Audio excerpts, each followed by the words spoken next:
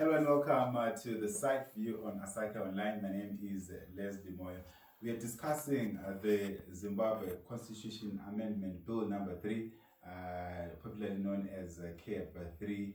And today I am joined by Mr. Dan Moyo, who is the MDC USA chairman, as well as the Diaspora Vote Campaign leader.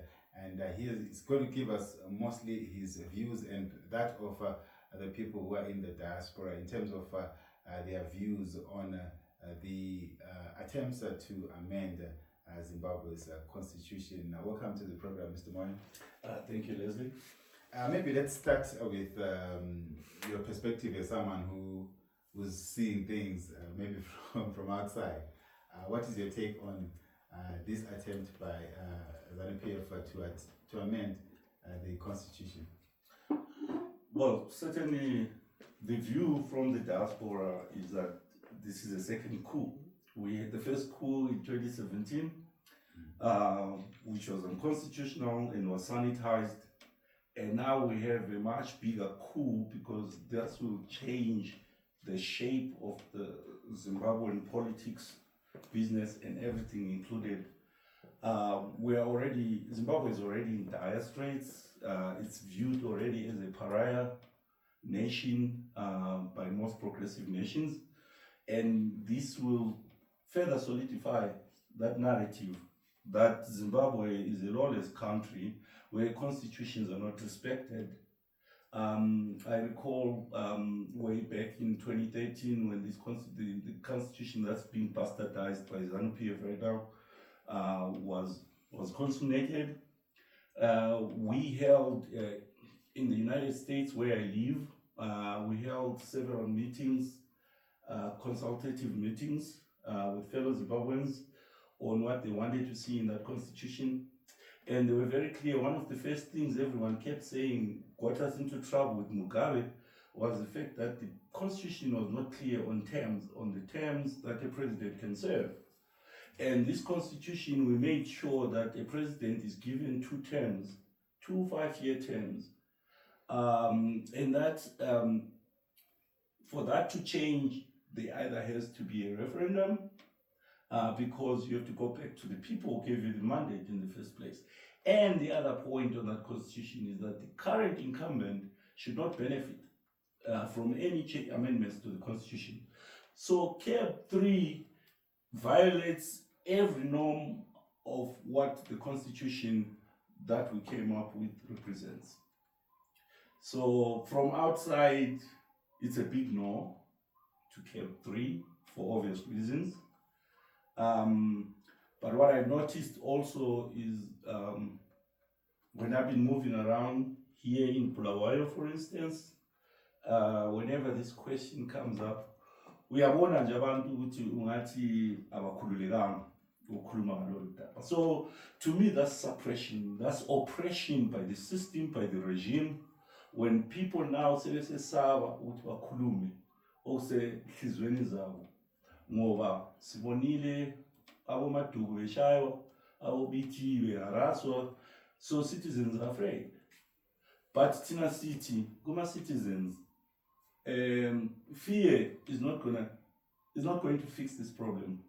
I think this now requires courage from abantu Zimbabwe to stand up to the government and say, no, we're putting our foot down. We elected you. Who president is a very big position. You can't just willy-nilly change it through a few individuals in parliament who have already been bought. So this thing has been going on for a long time. Gradually, look at we build to get to where it is. Ama MPs they are compromised. Look at the opposition. CCC MPs under Chawam. They are the ones singing louder than Nabantu ZANU in favor of CAB 3. Why?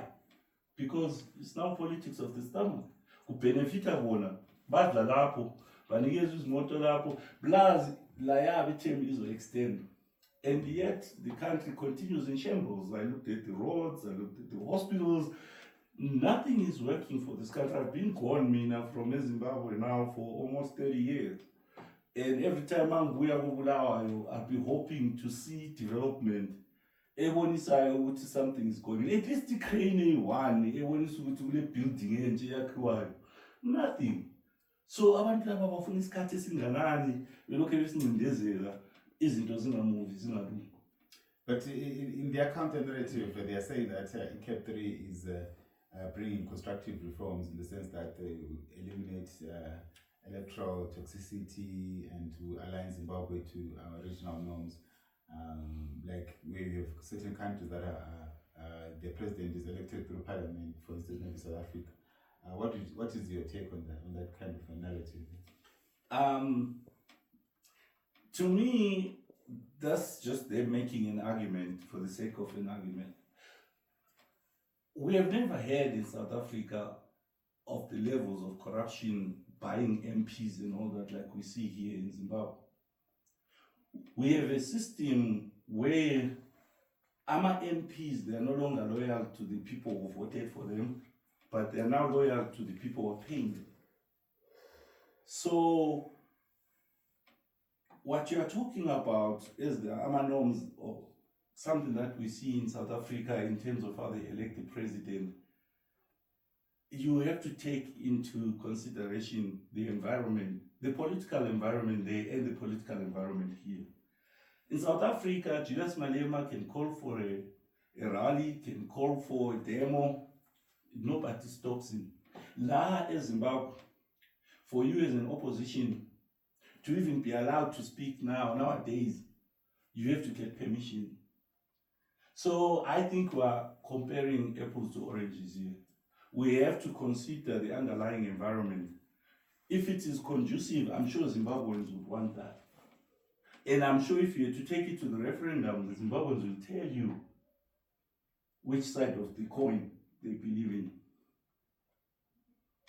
So that clause, I think, is one of the key clauses that in the proposed bill, that Parliament, instead of citizens, get to them to elect the sitting president. How then does that affect us as voters in terms of our own participation? Already we've been seeing that there's been apathy that has been creeping in. People not coming forth to cast their ballots. Would that maybe also further entrench that apathy, seeing that people will feel like that voice has been taken away from them? Definitely. The people should be the arbiters, the final arbiters of how they live. And when you go to elections to elect a president, you are putting your hopes and aspirations on that person as the leader of the country to take the country towards normalcy, efficiency, productivity, growth. Our people are being persecuted in South Africa, being called names, Amakwerekwere, Ntonton, all because Tina as a people, we have sort of given up, to be honest with you. Some of us would be looked at as, no, Labale. So, but those people who even say that for this economy to still be sustainable right now is the diaspora remittances. If singathumeli thina isihloko zethu la ngabe ziyafana.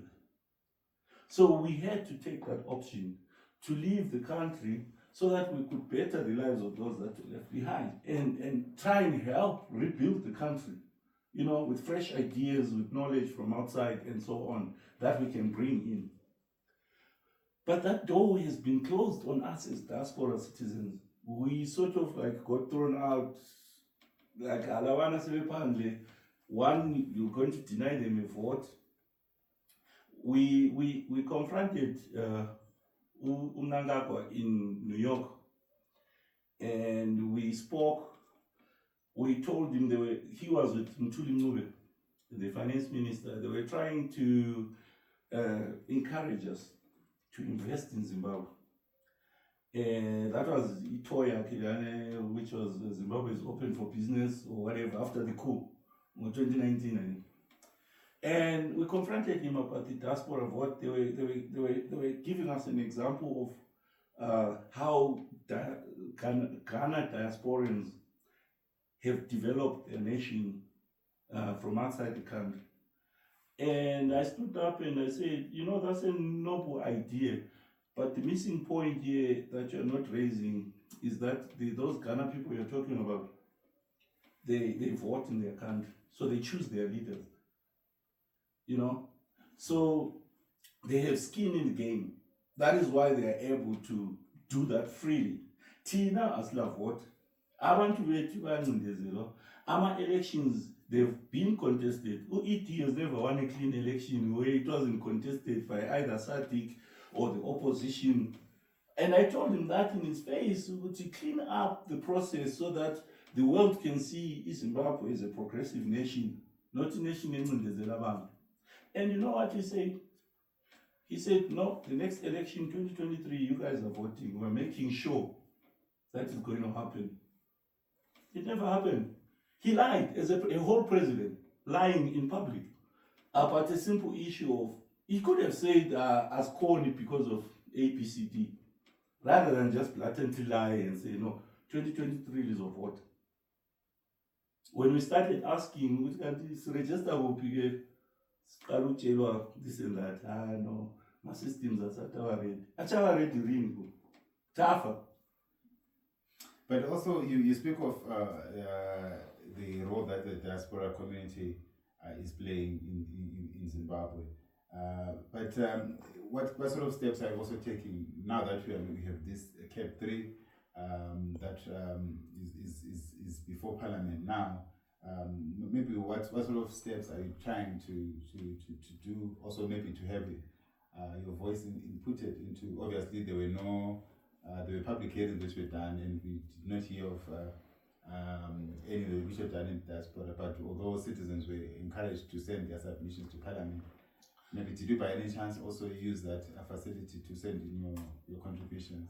Yes, we have. Even though we know they're going to file 13 dustbin, they're not going to be looked at because Lavantu, they've already told themselves what they want to do and how they're going to achieve it. They've already put things in place. And so, all our contributions, I don't think, because if our contributions were being taken into consideration, we would have seen a change in the approach towards this. We have not seen any change, which means that whatever input we have given as citizens is being ignored. And you also saw even our hearings that were happening here, they were stage managed.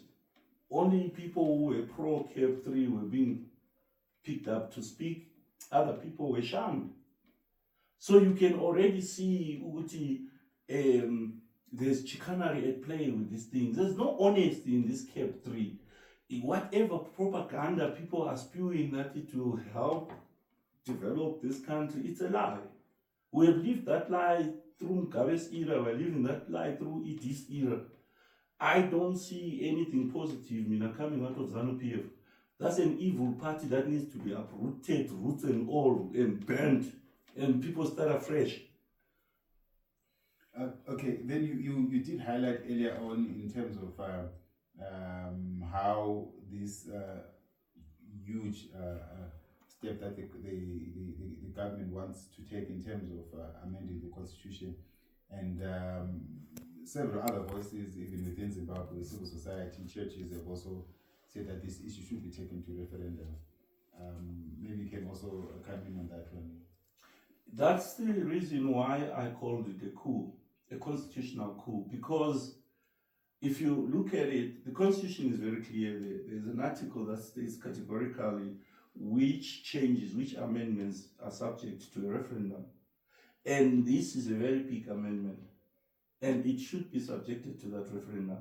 The question is, if they try to bulldoze it on the 15th, when the parliamentarians vote and bulldoze it without the people's input, to some of us, it is null and void. And we don't want to encourage people to act outside the law, but there's a time where people say, oh, And I think we are reaching that point. So as an opposition, if that the scenarios that you're painting out, if they get to that where this issue is passed by Parliament and the President signs it into law, what happens next?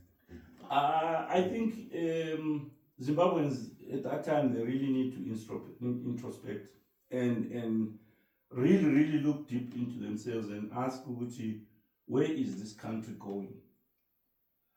Should we continue along this path in perpetuity, or should we come together as we the people and stand up and be counted and demand, well, this is our country as well. By birthright, I am a Zimbabwean. I'm not a half Zimbabwean.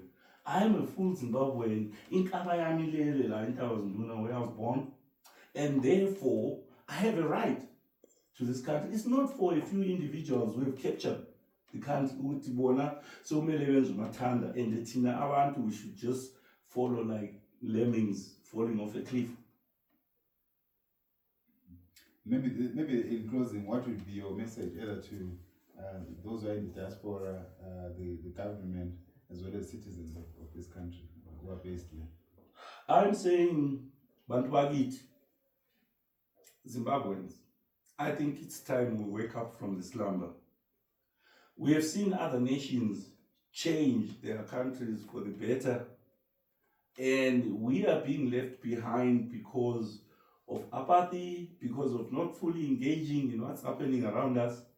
Our schools are affected, our hospitals are affected, the roads are a mess, and we just continue every day. When you talk to people, you see Abantu, they've resigned to this isn't the new normal.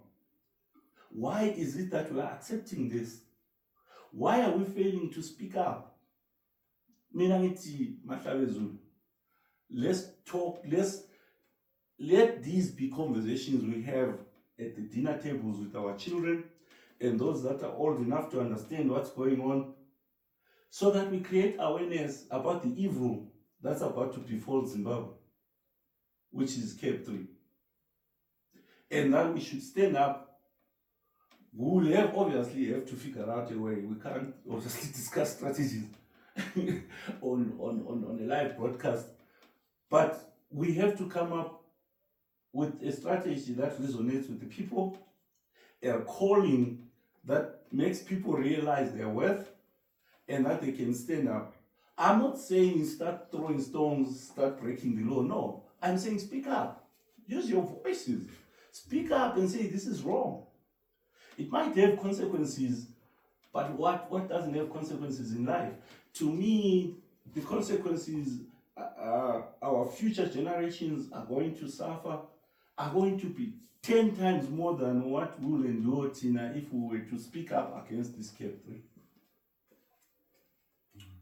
Thank you so much, Mr. Moyo, for taking time to speak to us. I was speaking to Mr. Dan Moyo, who was the MTC USA chairperson, as well as the Diaspora Vote campaign leader, and was talking to us about his perspective of the CAP 3, that is the Zimbabwe Constitution Amendment Bill number 3, as well as the views, the perspectives of those who are in the diaspora.